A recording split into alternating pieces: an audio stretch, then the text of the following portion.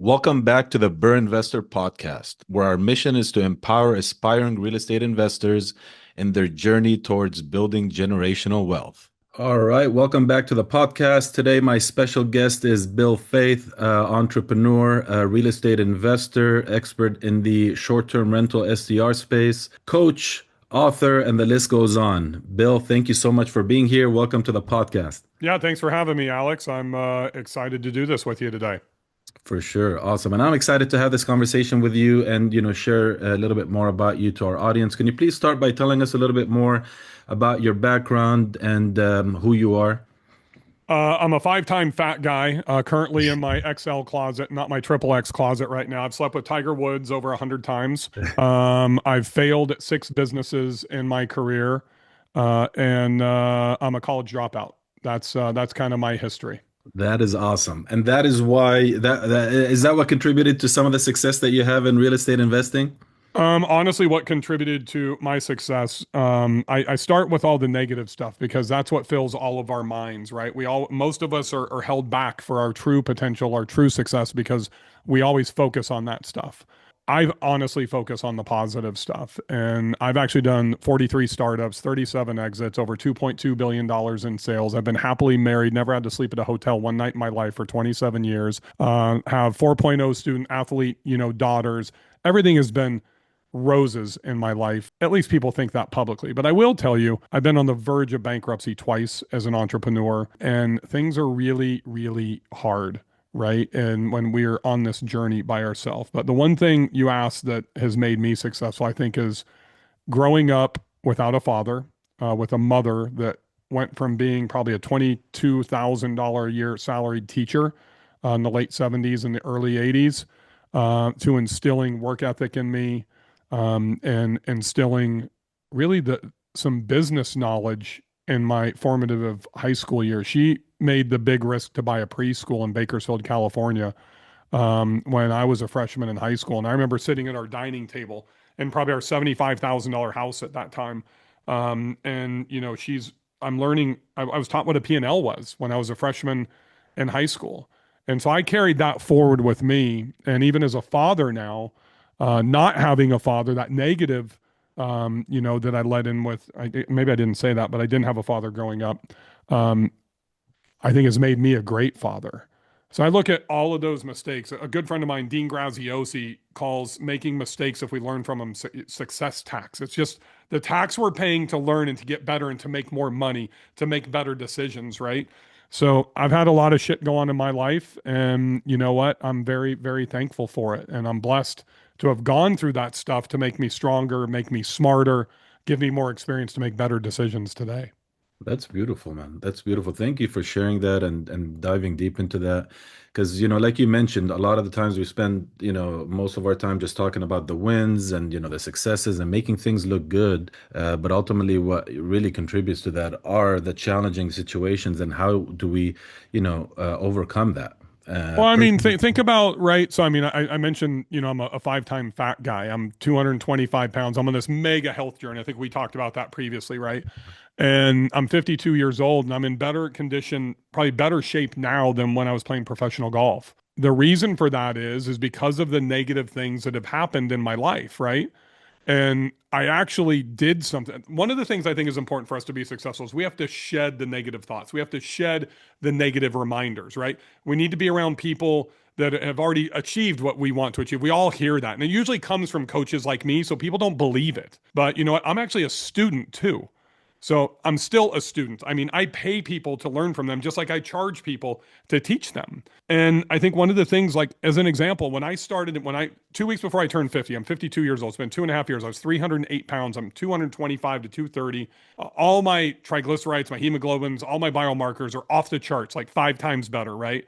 All the Gary Brecka shit I'm doing it. Biohacking, peptides, red lights, saunas, you know, frickin' Brian Johnson, 28 supplements a day, all of it. And I'm in amazing shape today. Because 2.5 years ago, my doctor I'd known for 18 years said, Bill, you're fat, you're overweight, you're going to die, you're now pre-diabetic. And I was in my triple X closet at that time. I'm not kidding. Upstairs, I have a triple X closet, downstairs, and another bedroom, I had a double X closet. And right now I've got my extra large closet. But one of the big mental hurdles for me was, I had to clear out space. Probably took me 9 months to lose the weight and get into better shape, right? Maybe a year. So it's been a year and a half. Just 3, 4 months ago, I got rid of my triple X closet. Like seven big, those big black hefty trash bags, seven Yeah. bags of trash, not trash, but to Goodwill. And then I got rid of my double X closet. My wife's like, usually I would say, are you kidding me? Because you're getting rid of thousands of dollars worth of clothes. Probably 20, $30,000 with like $500, $1,000 ski jackets and shit like that. I said, I am never going back. It's extra internal motivation, right? To take those two extra steps that I'm sure we'll talk about in a little bit. But many times we don't think about what we have to clear out to create space for us to be successful. Alex, you know these people. I know plenty of people. You know the people are. We have friends that are always ridden with drama, Yeah. and they always find, or they find the drama, or it finds them, or the one that's always in trouble, no matter how good their intentions are, right? It's because they haven't cleared all that negativity away from them to be able to give themselves a fresh start. And that's the same thing in real estate because we're going to make mistakes.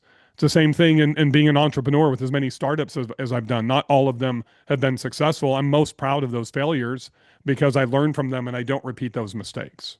Mm-hmm. So about tell me about like clearing your closet, for example, with that analogy. I mean, would you say that if you don't clear that closet, that gives you a reason to go back to, where you were not happy, where you were not comfortable, and so forth? 100% right here in the diaphragm. It's subconscious. It's buried deep down. It's that safety net. The reason that people don't become fucking successful is because they don't dive into the deep end. Hmm. They walk around the pool to the shallow end and they dip their toe in to see if it's cold. And then they step in and, oh, it's chilly. And then they go down to their ankles and then their knees. And then they jump out because it's too cold. Fucking dive in. It's all in. And if we don't clear everything in our subconscious, the non-compelling rationale that pulls us back. Does that make sense? Yeah, yeah, yeah, yeah. And I'm no Tony Robbins. I'm not a psychologist. I'm telling you, I've learned this from personal experience. And really, probably when I was playing professional golf, I mean, I turned professional at 19, and actually technically 18. When I was about 21, I found this guy named Dr. Bob Rotella, and he wrote a book called "Golf Is Not a Game of Perfect," and it was all about the power of positive visualization. Right? It's like you hear Tony Robbins, Russell Brunson, Dean Graziosi, whoever, all these big coaches, right? And they talk about manifesting your future. Everything is manifested. It's either negative or it's positive, one of the two, right? We visualize a different self. We visualize a different future than where we're at today. But it's not necessarily what's conscious. It's what's subconscious that creeps up to become our conscious thoughts. Hmm. I didn't intend to get into all this stuff, but I don't know how we ended up down this path. But that's what I've been able to honestly change in my life. Because when I started to excel at junior golf in high school in Bakersfield, California, and I'll never forget my senior year, I'm the number 2 ranked player in the state. I'm the number 3 ranked player in the world, and I'm playing in the state high school golf championships. And my father, who I hadn't seen since I was 5 years old, shows up and comes up to me 15 minutes before I'm teeing off with me and Tiger Woods and Phil Mickelson and another guy nobody would know who that is. And I said, you know what? I haven't seen you for 13 years. I don't want to see you today. I don't ever want to see you again. If you didn't feel compelled to want to be a part of my life until now, as I was starting to be, he only knew what was happening because he saw it in like a paper or on the news or whatever it was. And it was only because I was playing with Tiger Woods, who was already a phenom at that point, right? And I use that as fuel for the pause. I use that as fuel to be present, to not let this thing take away from my 2 young daughters, right?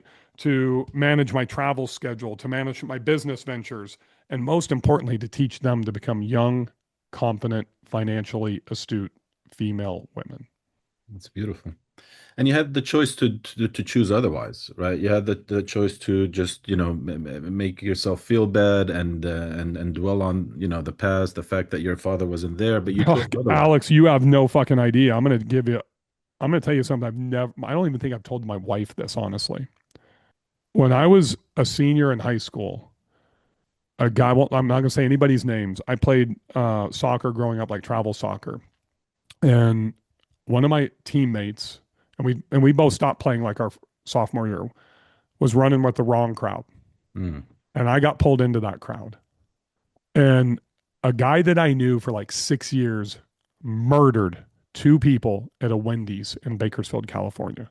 probably 1988 or 89. Is it 89 or 90? And I hung out with him like 2 days before that happened. That's the people that I was hanging out with. I wasn't, they were smoking weed, doing whatever, drinking at like 17, 18 years old. I didn't do that stuff, but I was hanging out with them. Mm-hmm. And when that one instance happened, immediately, I can't do this. I was up. I don't even know what I felt at that point, right? But I'd known this guy for 6 or 7 years through like junior high, high school, and he went and robbed a Wendy's and ended up murdering two people that were there. Wow. And that sent me on the just a completely different path. And that's probably the first time subconsciously I had no idea I was doing, but I had to remove that from my life. Mm. And I think about, man, what would have happened if I didn't remove that from my life? My life would have turned out totally different. I promise you. I could be in jail. I could be dealing drugs, do whatever. Because I talked about this with my good friend Pace Morby on his podcast a while back, and it's a cliche, Alex, but we become the derivative of the five closest people that we hang out with. And him and I talked about like our personal boardrooms and who's Mm-hmm. in those boardrooms. And for him and I, and dude, he's like in the real estate space, I'm here, and he's way up here, right? I don't have $500 million of personal assets in real estate. And there's people that are way better than him in his top five. There's people that are way better than me in my top five. And I said, Pace, I want you in my top five. Not because of the real estate stuff, because of how he serves his community, because of his Christianity, because of how he is as a father and a husband, right? And those are things that I think a lot of us as entrepreneurs don't focus on. I want to be an exceptional husband. I want to be an exceptional father. I don't want to be an exceptional entrepreneur. I believe that's a byproduct if I have an unbelievable home. Mm-hmm. Because when you don't have an unbelievable home, it's hard. It's like 10, 20 times harder. And I've been blessed. My wife's been on the journey with me. I mean, she should be here as much as I should be here. Her and I have done everything together. She's my best friend. She's my lover. She's my wife. She's the mother of my children. She's my business partner. She's my bookkeeper. She's my CPA. She's my confidant. She's my COO. She's my decision maker. And that's one of the things kind of going back to golf. When you see the best golfers in the world, they have the best caddies in the world. Mm-hmm. And the caddies 30 years ago used to be beer drinking, chain smoking guys that would sleep in cars. Now they are just as important as the swing coach to the player, right? And so, I mean, I think when we, as specific, if you're all the acronyms like I am ADD, ADHD, COD, just quadruple type A personality that successful entrepreneurs are, I think you have to have that stability and you have to have that rock because when we get self doubt, that's when we make mistakes. And having that rock is there to support you in those situations to They make moves. support. They can center when they think we're going to make a bad decision if we have that open dialogue. And I'll share this with you, Alex. In 2015, I met a guy named John Bairden, and he had me and five other guys implement a life plan. I was an EO, if you ever heard of the Entrepreneurs Organization, had a bad experience in my forum, dropped out. We had 8 people in the forum. There were 3 overachievers. I was one of them, and 5 underachievers. I also 2 overachievers. I said, F this. This is a waste of my time. Let's go start our own thing. We started our own called Spark.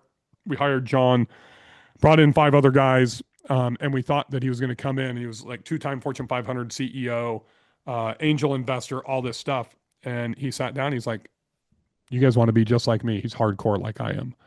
And we're all sitting there thinking, yeah, we do want to have the success that you've had. And he throws down these 3-ring binders. They're stacked with documentation like this. We thought we were going over cash flow reports, marketing plans. It was a life plan. Wow. He's like, I've been divorced 3 times. I'm on my 4th wife. My son just became the president of a pretty major bank, and he hasn't even spoken to me for the last 2.5 years because I put business first before my family. So we went through and we did everything with this life plan. And the interesting thing about doing this life plan is he had us do it by ourselves. Spouses weren't included. Mm. When we got done with ours, then it was our job to guide our spouse and let them go through it on their own, answer their questions, not be involved. But so now you have both voices that are coming, and then you merge them together like the tribes in Survivor, Mm. right? So she gets her voice, he gets his voice, completely unencumbered, uninfluenced Boom, Mr. Miyagi. You bring them together, and that fundamentally changed my life. My wife and I had a great relationship, and she wasn't as involved. She was more of a yes wife than she is today. And over those last 11 years, we have 20x our net worth, 15x our income. It's just our relationship is better, our sex life is better, our health is better, everything. And I go back to my 20-year-old because that happened about halfway through her existence to date. And she's like, I never really thought about it, but I think I can see a difference and what in your guys' relationship. She was pretty young. She was like 10, but Mhm. that's been the absolute biggest impact that's happened to both me and my wife. That's phenomenal. It's great to have that support. And yeah, I mean, it's a team effort. It's a team effort. I know we're not talking about burrs here, but No, no, no, of course. No, I mean, this is great. We'll get to that. We'll get to the real estate part of it. Tell me before we go there, how did you get into the golfing? How did that come about? I actually was in seventh grade and I was in the Big Brother program, and I'd been through like two or three really not so great Big Brothers. And then I got this guy named Chris. Never forget, he was a tall guy like me. I'm 6'6", and we had to cram in. He drove a VW Bug. Have no idea. I was so long ago. I have no idea what he did for a living, but he was not wealthy at all. Probably poor actually. His Bug had to be from the 70s. This was probably 85, 86. I think I was 12 years old. It's like 85. And he took me to this tin cup kind of crappy driving range. And one night it was lit up and we went and we hit golf balls. And he's like, "You're really good." So I mean, I excel at ping pong, tennis, racquetball, basketball, soccer. I just have good hand-eye coordination, and my whole family is athletes, right? Grandfather was a college basketball coach, played professional basketball. And I remember calling. I told my mom how much fun I had, how cool it was. And I remember, and we're like the ones that are grabbing, the old crappy golf clubs out of the trash can next to the ball dispenser. He didn't have any clubs either. He wasn't a golfer. And he just thought it would be something to entertain me to do, to try. So about a week later, I don't think I saw him. We were supposed to see each other once a week. I think, if I remember correctly, we didn't see each other the next week. It was like 2 weeks. And he's like, "What do you want to do?" I said, "I want to go back and do that thing at the golf course again." And then like 2 weeks later, "I want to go back and do that thing at the golf course again." And then I'll never forget. It was like the first major emotional loss that I had in my life. After a few months, he moved to San Francisco from Bakersfield, California, and lost him as a big brother. And it was pretty traumatic for me because, I had no father and he had become my father figure and all that type of stuff in a few months. And he was just awesome. And I've tried to find him and I've never been able to get back into communication with him, but I would love to tell him that he's the one that fundamentally changed my life by introducing me to golf, because golf was the thing that set me up for success, that everything I've done as an adult, the disciplines that I've learned, the commitment, being in an individual sport that's self-moderating, you call penalties on yourself, there's no referees, there's no judges. But I think he moved probably like March, April of my seventh grade year. My mom had just become a vice principal in Shafter, California. It's about 20 minutes outside of Bakersfield. So she's probably making 30K a year. She can't afford, for me to, have somebody watch me or whatever. She's like, "I'm going to drop you off at this golf course every day at 7:30. It's called North Kern Golf Course. And I'm going to give you $5 so you can get some food and you can eat. And you need to figure it out. Go play golf, go do golf balls, hit on the range, whatever it is." And the head pro there, Joe Haggerty, took me under his wing and he hooked me up with these three guys. I'd played every morning, 8 o'clock with them. And they were literally bare bellies hanging out, drinking beer at like 9 o'clock in the morning, using pull carts, no shirts on, just total Bakersfield rednecks. If anybody, Bakersfield is the most redneck town in the world. This is what's happening there. And you see the oil rigs and, the grape the vineyards off to the side for table grapes and everything. And those guys taught me the rules.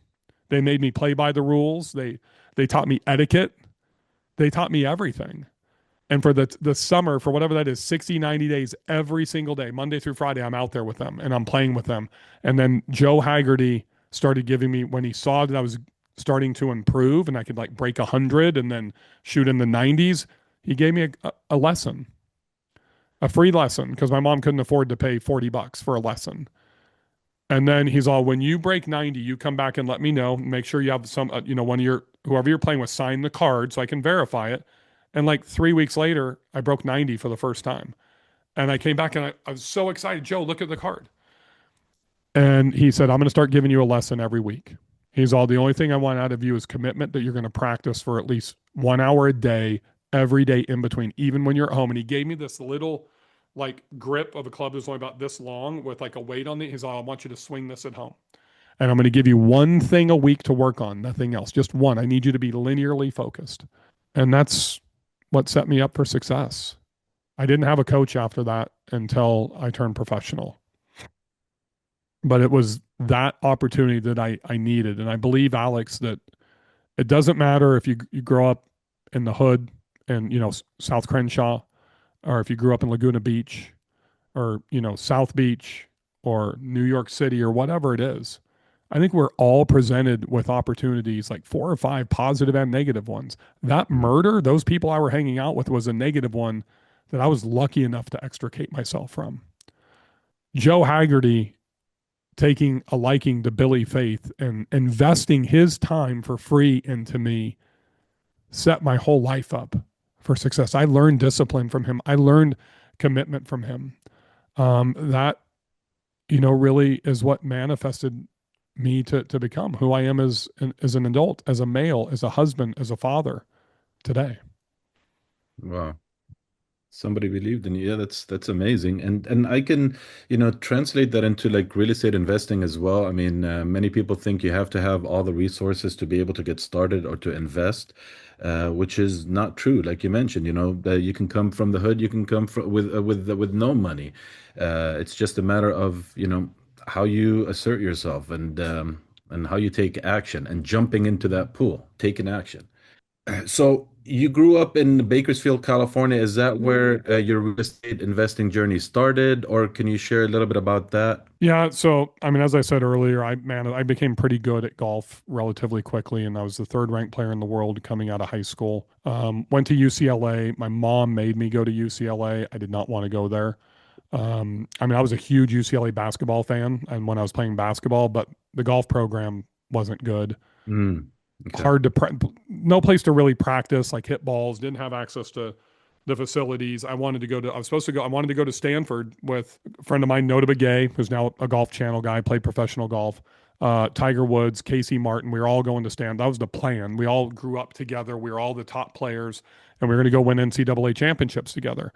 I was the only one that wasn't smart enough to be able to get into Stanford. I couldn't. My GPA was okay. I was like a 3.85, but I couldn't score high enough on the SAT Mm, as a top 5 athlete in a sport. Completely different in basketball and football when you make money. When you're in a non-revenue sport, they don't give a shit. And I'll never forget Wally Goodman. He's like, you're going to be the best golfer that I couldn't get in here at the time. And I wanted to go to Fresno State then with another friend of mine from Visalia named Joe Acosta. And my mom forced me to go to UCLA, and I just hated it. I was only there for 3.5 months. I dropped out after the fall golf season. I won 4 of 6 tournaments. I thought I had the world by the balls. I could do anything I wanted. And then in May, I turned professional in golf at the Long Beach Open in Long Beach because my idol at that time, Fred Couples, that's where he turned professional like 20 years prior to that. Anyways, I say all that to tee up. I netted $182,000 my first year playing professional golf. And I would be remiss to say, to just add more to the redneckness of Bakersfield, California, when I left UCLA, my grandparents and my mother, I don't want to say they disowned me, but they were all in education. They said, you've got to do this on your own with some tough love. And if it wasn't for Buck Owens, who was the godfather of country music, giving me $25,000 to start my professional career with no strings attached, there's no way that I would have been able to do what I've done. And so Buck did that for me. I turned professional at the Long Beach Open and almost cost myself my relationship with Buck because I'll never forget, I made $3,700. I finished like ninth or 10th. You'd made no money back then, right? Like top 10, I don't remember what it was, 7th, 8th, ninth. And man, that was a lot of money, $3,700. I drove straight back to Bakersfield. I was so excited. I'd played bad the first day, and then I shot like 68 the last day to make some actual money, or I would have made like $300. And I went back and bought. I wish I had it on right now. I still have it. I went and spent $3,000 to buy a Rolex Submariner. I go out to the driving range a couple of days later, Buck's out there hitting golf balls at the same crappy place where I learned that first night with my big brother. He wasn't at like the fancy country club or anything. And he walks over and I'm literally got my watch on. He's all, "You gonna practice with that big old watch on your wrist?" He's all, "When did you get that?" I said, "A couple days ago." He's all, "How'd you afford that? Did I pay for it?" I said, "No, I won $3,700. How much that watch cost?" I don't think it was 3 grand. I think it was $2,500 back then. I said like $2,500. And he sat me, just grabbed me by the shoulder very softly. Well, walked about 10, 15 feet away, sat me down on the bench and lectured me about money. And that's really not your money. That's really my money if I was going to require you to pay me back. And now what happens when you run out of money? Then you're going to have to sell the watch. It's only going to be worth $1,000 and blah, blah, blah. And that was my first real father moment that I had in my life where he kind of, shook me straight in his very soft mannered way. And he talked to me. I mean, if you know the story of Buck Owens, he's a Grapes of Wrath guy. He's a Dust Bowl guy that came from, Oklahoma, and he had nothing. They literally slept on the dirt of Bakersfield, California when he came out there. And, he became one of the biggest legends in the history of country music. And then he started teaching me about philanthropy and helping people. And which is kind of what I think educators are, because they don't get any praise. They don't make any money. The only good thing about being in education is you get the summers off, but that's really not 3 months. It's about 6 weeks, and then you got to do curriculum and all this stuff. And I respected the shit out of my grandparents and my mother a lot more after that conversation. And as he started teaching me these things, and he took me under his wing and he guided me, he helped me grow up because I didn't have anybody to help me grow up. I was 18 years old at that time. But long story short, I made 182 grand. I tried to pay him back, and he told me one thing. He said, invest it. Don't just go put it in the bank. I don't know anything. I went to Jeff Stewart, my CPA, and said, "What do I do?" Anyways, long story short, I bought a like $97,000 duplex, and I lived in half of it. I was house hacking, and I got a tenant to live in the other half for like $600 a month, and literally that covered, my mortgage, or maybe cost me like $200 a month or whatever it was. And that was my first foray into it. I owned that thing for like 11 years, and then I've done commercial. I've built LEED certified industrial spaces. I've done everything: multifamily, long term condos, super properties, single family homes. You see me talk about this all the time. I've got a hotel in New Orleans. A lot of different things, because I do believe in diversifying portfolio. I'm a long term flipper, by the way. I am not a buy and hold guy. I mean, that's my whole super property, how to build a super life, is you start like at that $97,000 property, and then how do I roll that up today and turn that into a 250, then an 800, then a 1.5, then a $5 million property. And the interesting thing about my short-term rental kind of history, Alex, is I've got today a probably somewhere between 24, $25 million portfolio of let's just talk about the single family homes. They do just under $3 million a year in revenue. About 1.3 million dollars net each year. That's all off of one investment 11 years ago. Just one $126,000 investment. I've been able to build that portfolio. Now, I started like property managing and that type of stuff to help speed up cash flow, but and that cost nothing, to start up back in the day. Co-hosting, property management, I've flipped, I've done all that stuff, but it all started with that $126,000 investment that took my wife and I about 7 years to save up after almost going bankrupt coming out of the Great Recession and then the flood of Nashville. And I had like three of these major things that stacked on top of us that I was too young and wasn't prepared for. Didn't save enough, didn't have enough rainy day fund. And, as we're growing back out of that, it's amazing to me what real estate can do. And I just want to emphasize that you are 100% correct. You can, if you don't have money, start wholesaling or co-hosting, or be a bird dog for a guy like Pace Morby, or a wholesaler, or whatever that is. There's a lot of options to be able to do it. The problem is we have that negative baggage here. The average human head weighs 8 pounds, according to the kid in Jerry Maguire, like 35 years ago. Do you remember that scene in that movie? The human head weighs 8 pounds. Well, when we have all that shit, it's like 25 pounds, right? We got to get rid of all of that stuff. And the only reason you listeners out there that don't think you can't do it is because you're fucking telling yourself that you can't do it. Mm-hmm. Flip that narrative and own your future. I promise you, you can do it. There is always a way. I've got plenty of money today, but we're just completing it right now. A hotel and block off the French Quarter in New Orleans, paid 1,485 for it, put 800,000, putting 800, 900,000 into it. Looks like it's probably going to be worth close to four when we're done. You know, you're talking 1.2 to 1.7 million dollars in equity, and I have $0 into it. Zero. First time ever. I've used OPM, other people's money, because I've never. That was my personal hurdle. I didn't want that. Right. I grew up single child, only child, single mother, no father. I did learn how to do all of this on my own, and I wore that as a badge of honor on my shoulder. Now, because I've built a brand, it's easier for me to raise money, trust, all that type of stuff. But man, you don't have to have money to start. You just need to, and you might say, oh, well, I don't have a brand like you, Bill. That's cool. You don't need it. Just lead with value for other people. If you can lead with value for other people, then they will want to invest with you. They will start to trust you. Just lead with value. It may not happen overnight. It may take you some time to figure out what that value is. Not to go back to Pace Morby again, but he wanted to go from being mastermind member with Dean Graziosi to friend, you know, to he took him, I think he said 13 to 15 years to figure something out of how he could really create something of value for Dean. And when he did, he flew to New York to deliver it to him like the immediately next day. Right? I'm working on something pretty big in the real estate industry right now with one of the biggest guys in the industry. And I'm on a call with my team and him and his executive assistant today. And we have to look at something in the next 36 hours if him and I want to move on this together. He's like, I'll see you tomorrow. It just happens to be in my city, right? And I'm like, man, Steve, I'm going to be gone. I've got to go to Knoxville tomorrow. I'm going with my daughter to go look at UT. I'll be back tomorrow night. I'm leaving 6 a.m. Saturday morning with my wife, and I'm going to be gone for 5 weeks. He's like, I'll see you tomorrow. I'll text you when I get flights. I'll be there sometime in the afternoon. That's the decision making of somebody that has been uber successful in their life because he sees an opportunity, doesn't know how big the opportunity is. I've led with value with him, so he trusts me because on the pecking order, he's up here and I'm down here. Does that make sense? In my world, people think I'm way up here and they're here, but it's flip-flopped in this scenario.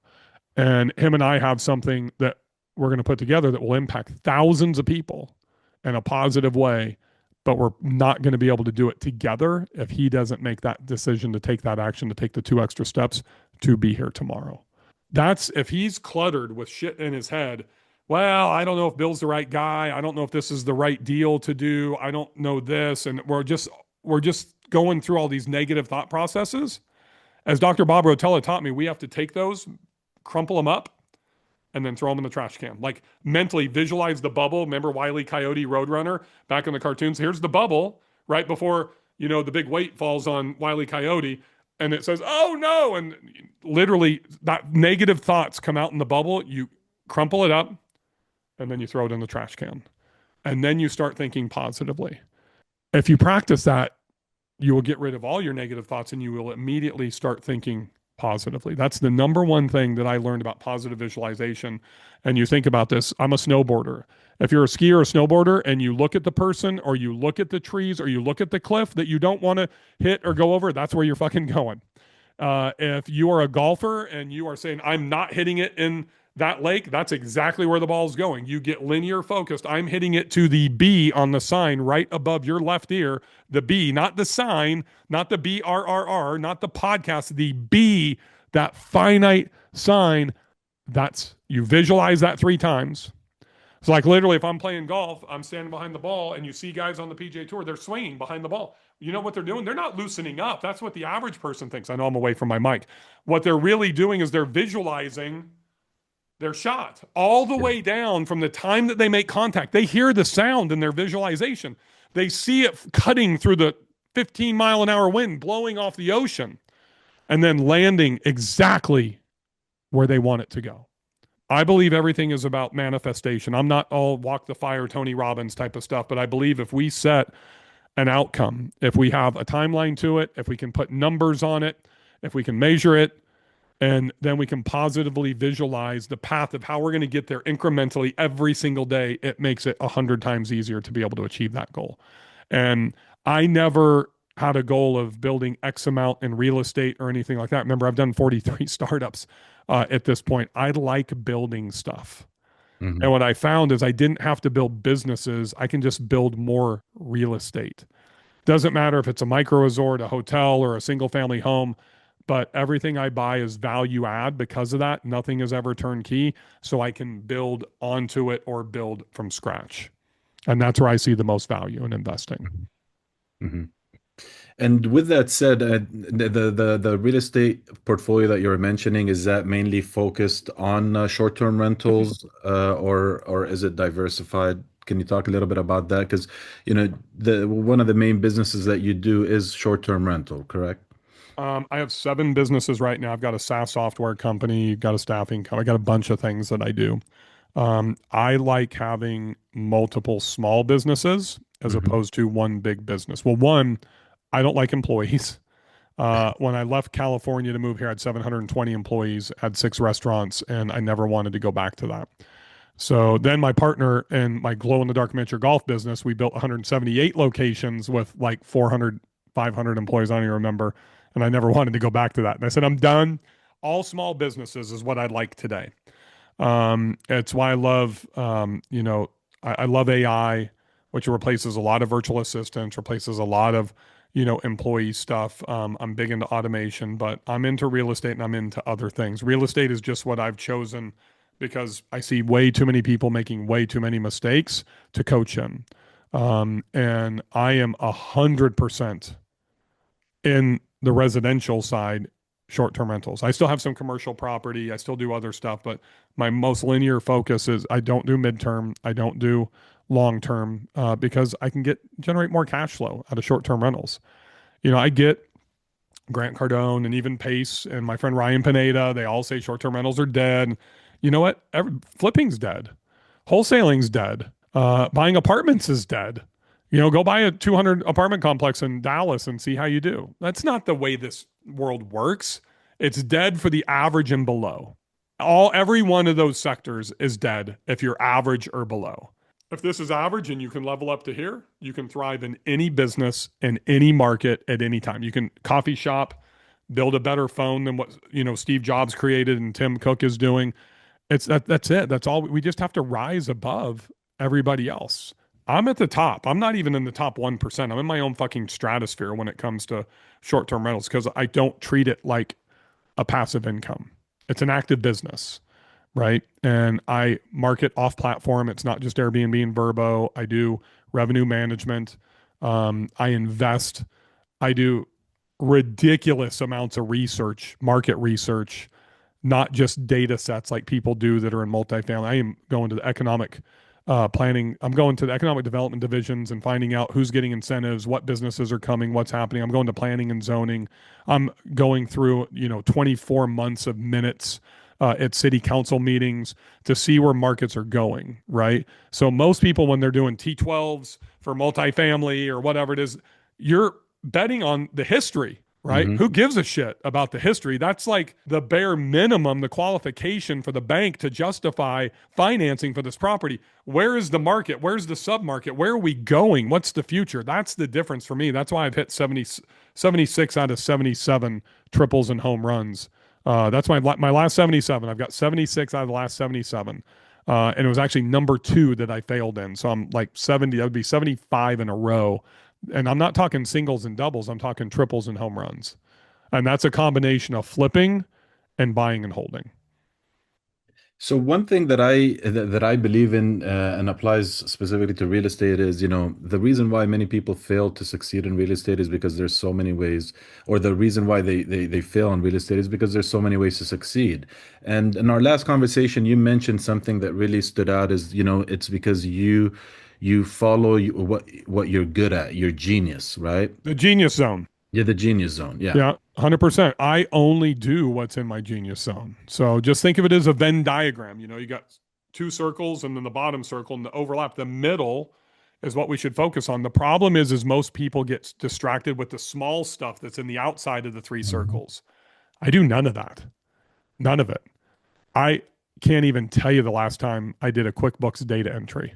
I can't tell you the last time that I ordered toilet paper or drywall or whatever it is, right? I mean, my wife does our books on the back end. It's funny, she does the books, but she can't interpret the P&Ls or the balance sheets like I can. Does that make sense? Sure. And people think, well, that doesn't make sense. It does. Hmm. Those are two separate skill sets, right? So I am the buyer. I do the research, the analysis, which ends up being the buyer, right? And then I am the sales, the marketing, and the hospitality. That's it. That's all I do, right? And I'm not going to say that what I do, just because that generates the money, is more important than what she does because she saves the money and she's the rock that keeps me on track, right? So I focus on things in any business that I believe that I can use my skills of interpersonal skills, whatever you want to call it, hospital. All I think of hospitality is just interpersonal skills and doing the two extra steps, Hmm. doing two small things that everybody else, all the lazy people, are unwilling to do, right? Use Hmm. that in sales, use that in your marketing, use that in your hospitality. And that's why, when I talk about there's really only three things that separate me from other people that are unsuccessful in the short term rental space. One, I spend more time, take those two extra steps to do the deeper research to find the better places to buy. And then two, I spend more time marketing. And three, I spend more time on my revenue management. That's it. And actually, I can't even say the third one. I don't do it anymore. I actually have a guy in my mastermind for 6 years that's become the best revenue manager in the industry. And I just gave him last year all of my properties to manage that I own, co host, and property manage. So, what happens when I do that? Now I get to take all that time back, and that Venn diagram goes from three circles to two circles. Now I get a much more focused approach and time wise to what's inside that genius zone. So I think that's the other thing that it took me a long time to learn, Alex, is that if I'm not linearly focused on what I'm good at, I'm wasting so much time on things that I'm not good at because it's busy work, right? So like when I Hmm. start an individual, I don't have one here, but let's just use this. Like this is a small book, but the small like three. Actually, this is a better example here. These things, the small ones though, they're like 3 inches. You go to 7-Eleven and you buy them, just the little notebooks. Everybody, in my opinion, should go buy one of those. Take one of these things. It's called a pen. Those cost 10 cents, right? Those things cost 99 cents. So it's $1.10 investment. And then literally write Sunday at the top of page number one. And from the time that you get up until the time that you fall asleep, you track everything, start and stop time, and then you rate it on a value proposition on the right hand side, 1 to 10. How valuable was that task for my life? And anything below 7, after 7 days, anything that you repeat in 7 days at least 3 times or has a rating of 7 or below is beneath your value proposition. You should only be focusing on 8s, 9s, and 10s that really move the needle for you, that you have the ability to be able to execute at a super high level with. Everything else needs to be given to an employee, a virtual assistant, AI. It needs to be off of your plate. That's the focus that we see with Elon Musk. That's the focus that we see with Kobe Bryant. It's the focus that we see with all. What do you think all the fucking things on NBC, all those people on NBC right now? Do you think they play tennis? No. Do you think they're out golfing? No. Are they water skiing? No. They are strictly ice dancing, curling, snowboard jumping, whatever they're doing in the Winter Olympics over there in Italy right now. They are linearly focused on one thing. So when we try to do all of these things and we think, oh, I'm the solopreneur, that's the worst thing that you can be. You need help. And it's the hardest thing for us mentally as solopreneurs is to make that first hire.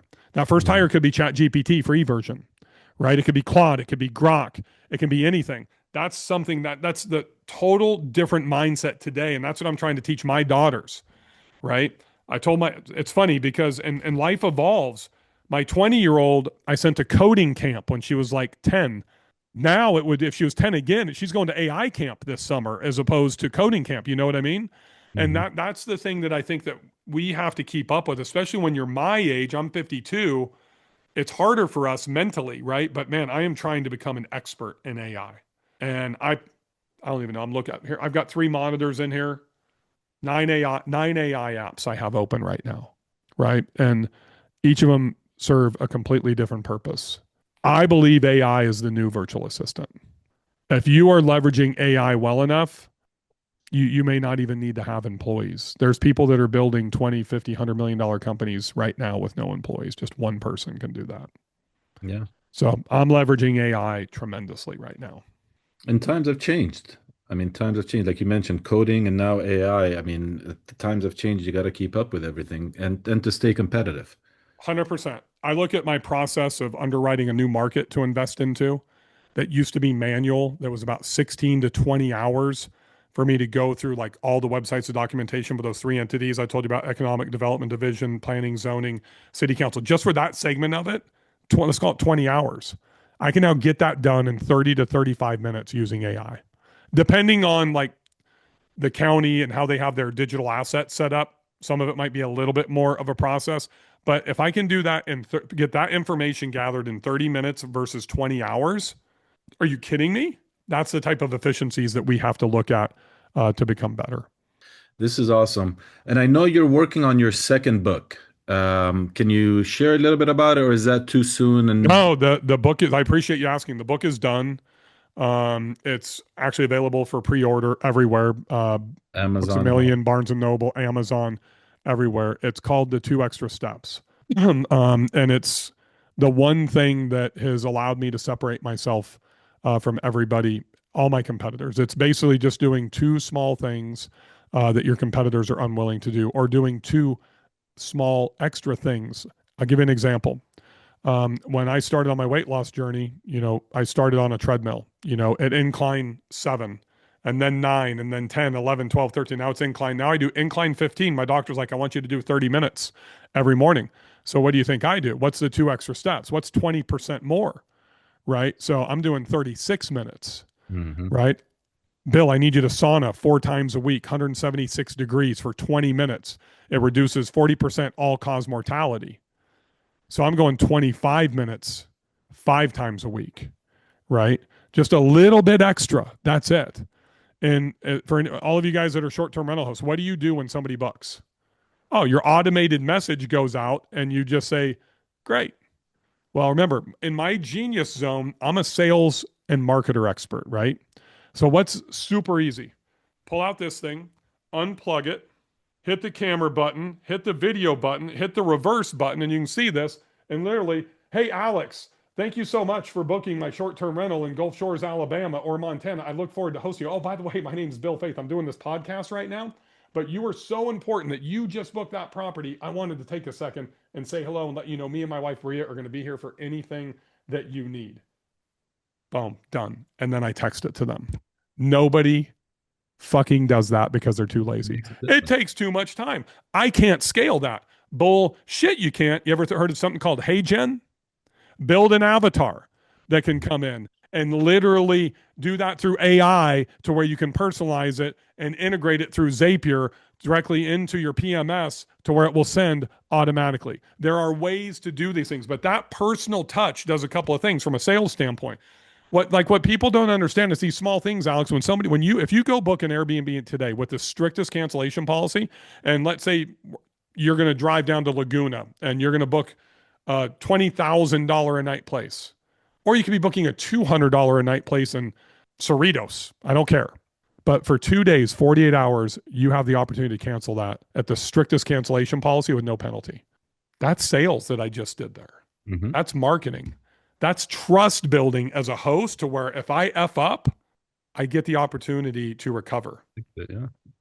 And that can be applied to the local coffee shop around the corner, a steakhouse, an HVAC company, RV park, any business that applies to. That's the perfect example of the thing people are not willing. I introduced that video 4 years ago on my stage at my very first conference that I had 1,000 people at.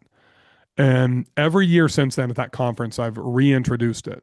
And we went from actually 950 to 1,100 to 3,000 to 4,000 people. So what is that?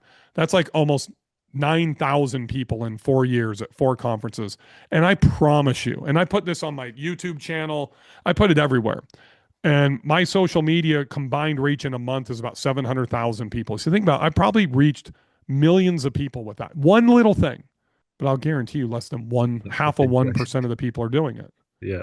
Right. It's the small things. And I learned that from Earl Woods and Eldrick Woods when I was 16 years old. And I think I shared you that whole story, and it's a long story. I'm not going to get into that, but I will share. There's a hotel in downtown Nashville called the Hermitage Hotel. For the last, I think it's like 27 years in a row, it's a five-star, five-diamond hotel.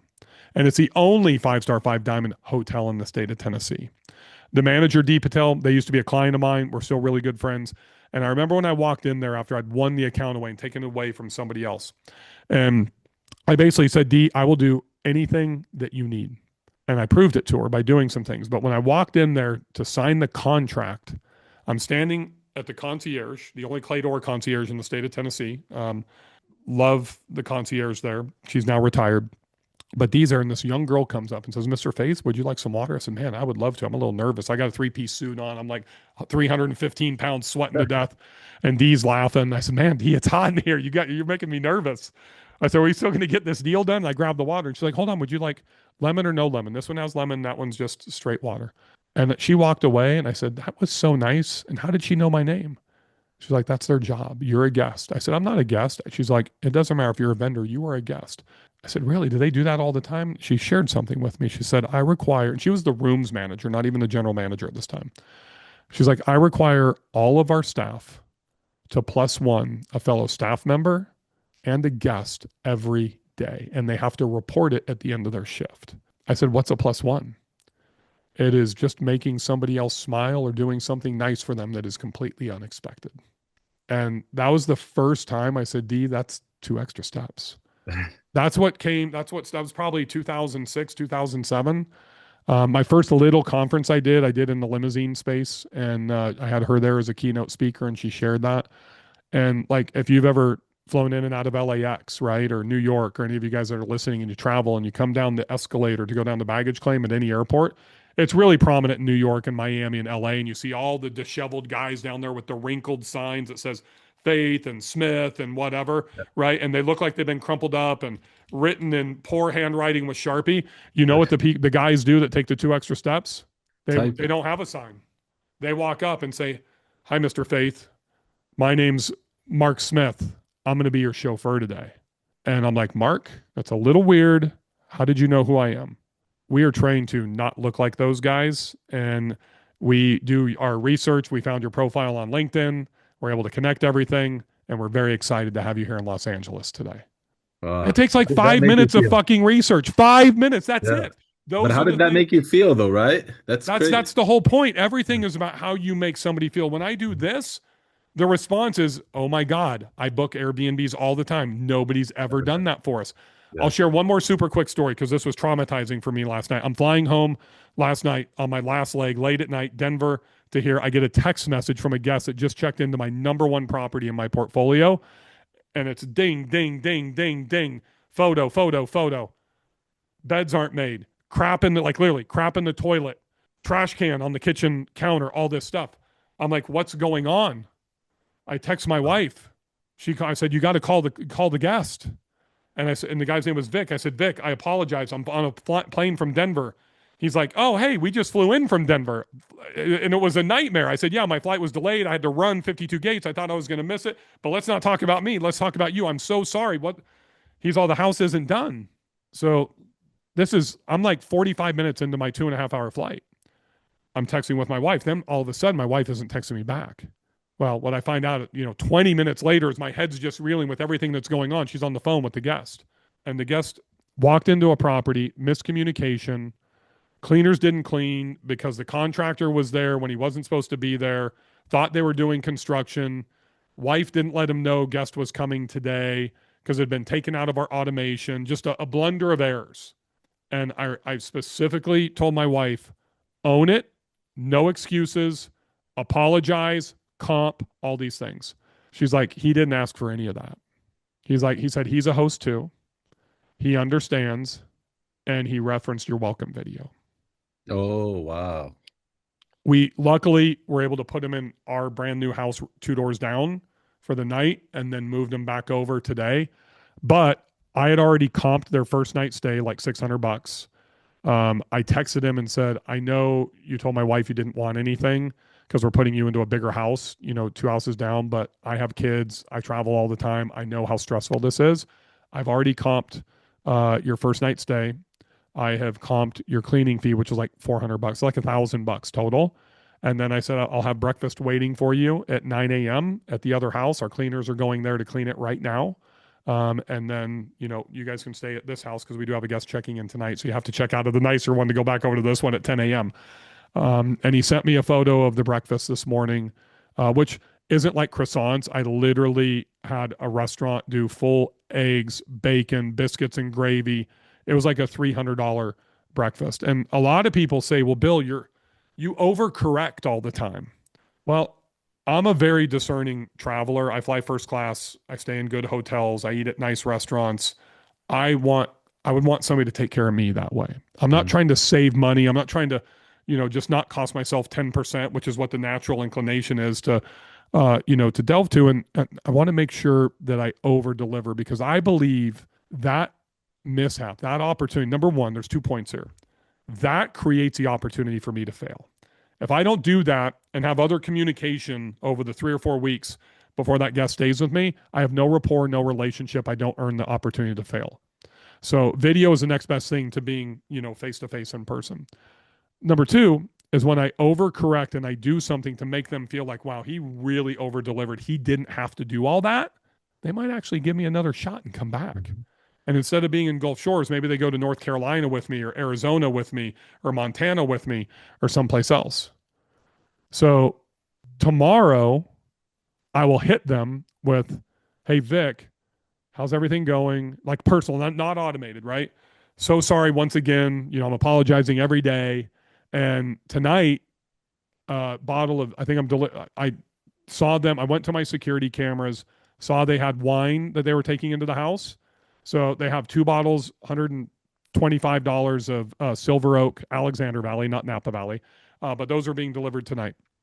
So Nice. tomorrow, Vic, so sorry. By the way, here's the rest of my portfolio. I know you live in Denver. If you ever want to head down to Sedona or Scottsdale or up to Montana or something, I'm going to give you another 10% off. Book it in the next 7 days or something for the upcoming summer. So to try to drive to extract more revenue out of his pocket because I've overcorrected. That's where I see I'm now in about $1,300 into him, right? Where I probably could have got away with nothing. But I want to win him over for life because I'm only focused on lifetime value of every single customer. Even when I'm flipping. When I flipped 21 properties in Gulf Shores in less than 24 months. And literally, I had two buyers that bought more than 3 properties from me. Where most times a flipper flips, they don't even know who the buyer is. They don't create a relationship with them. Well, they were investors too. They just happened to be short-term rental investors. So we were flipping at that time. We still were in short-term rentals, but they knew we were building properties that would cash flow for them. Does that make sense? Yep. So that rapport, that sales component, that welcome video, those 2 extra steps is what leads to success. It's just doing 2 small things to improve your life that nobody else does. But that's also, going back to what you mentioned is like running a business versus an Airbnb or just you have a property or a transaction. It's the overall experience of what they're going to remember from you and then, bring you business in the future, whether it's in Denver or referring somebody else when they come into town. I noticed that that's something that, many people miss is differentiating, between knowing that you have a business versus just transacting and worrying about the transaction. I can tell in 30 seconds if somebody is a lifelong real estate investor that treats their business, doesn't matter what sector they're in, wholesaling, flipping, short term, whatever, or if they're just in it to be transactional. In a 30-second conversation, don't even need to see them face to face. Just the words that they choose, how they communicate says everything. Right. And for me, I'm in every piece of real estate for me is its own standalone business, and it's interesting. I've got a 7 cabin micro resort on 16 acres in Montana now. And every one of those transactions, every one of those rentals, every one of those guests is the cabin's its own business and it's its own customer. Right. And they have a journey that they're going to go on. The only time it becomes together is when they rent out the entire, resort together. Mm-hmm. And I think people have to be focused on, most people I think that are that way have never been educated and really don't understand lifetime value of a customer and lifetime value of a relationship. And even in wholesaling and flipping, there's lifetime value if you position it correctly, Mm-hmm. if you invest. And all this is about investing into people. That's it. I mean, that's what the welcome video is all about. Is that I want Vic, that guy that I had the issue with last night, literally to say, man, this guy already invested into me something that nobody else has ever done. And even if he doesn't say that to his wife, hopefully he feels it subconsciously. Mm-hmm. Does that make sense? Yeah. That's the unsung hero about doing the 2 extra steps. Many times the person that you're doing this to doesn't know. Many times when we're doing this for ourselves, we don't even notice. It's that small. It doesn't have to be huge. It's subconscious. Mm-hmm. That's where we win. Bill, this has been a great conversation. I truly, truly enjoyed it. I appreciate the value and the information you've shared. What is, to end this, what is like one piece of advice that you can share with a newer or aspiring investor that you wish someone gave you early on? Get the shit out of your head. All the negative thoughts. And don't listen to anybody except for the people that are there to push you to do better. So what I mean by that is you said it earlier, Alex, you can get into real estate with no money. Mm-hmm. We as human beings turn molehills into mountains, right? You need to be the dog that jumps over its own shit. Don't be the ant that gets stuck behind the turd and can never get around it, right? I just thought that up. I've never even used that analogy before. I love But it. that the 99% of Work. us are the ants. We have to train our mind to get rid of the clutter so we can think about that positive outcome. And I know you may want to get into short-term rentals because it's sexy, or you may want to get into boutique hotels because that's sexy. Start literally with, a small investment, right? And start with co-hosting. That's basically property management without all the strings attached to it. Mhm. Start with wholesaling. As I said earlier, become a bird dogger and just find deals for other people. You literally can learn how to underwrite deals for free, and then go find some deals for wholesalers or investors or long-term renters or hotel buyers or short-term rentals, and just start delivering deals in these Facebook groups and become the guy that's known as giving these deals away for free for like 60 days, then start charging for them. It's so easy. It's so Gary V to get started in real estate. You just got to have the hustle, and you got to have the positive mindset to get rid of all that clutter out of our head so we can think clearly. And if you're hanging around with those people that tell you can't do it, get rid of them and find people that tell you that you can. Yeah, well, beautiful. Appreciate the advice. It's been tremendous. I'm so excited to get a copy of your book as well. So if, check out his book on Amazon. What other places you mentioned that we can get it? It's everywhere. So this one is Super Properties. That's Super Properties. available, BAM, Books a Million, Barnes and Noble, Amazon, superproperties.com. The next one, this is a bestseller, by the way. The next one's in pre-release right now. It's 2 Extra Steps. You can just type in 2 Extra Steps, Bill Faeth. You'll be able to find it. The hard copy, I don't even know when it's coming out. It's a couple of months, but you can be the first one to get it. I think we just started pre-release like last week. Beautiful, beautiful. I look forward to it. Thank you so much again, Bill. I appreciate you taking the time and sharing all this information with our listeners. Awesome. Thank you, Alex. Have a wonderful day. And thank you, You too. everybody at And home. safe travels. Thank you all for joining us on the Burr Investor Podcast. If you found today's episode helpful, please hit like and subscribe to our channel for more real estate insights. We love hearing from you, so please leave your thoughts, questions, or topics you'd like us to cover in the comment section below. Be sure to check out our website, theburrinvestor.com, and follow us on social media at The Burr Investor. Keep learning and investing, and we'll see you in the next episode. I'm your host, Alex Nale. Stay invested.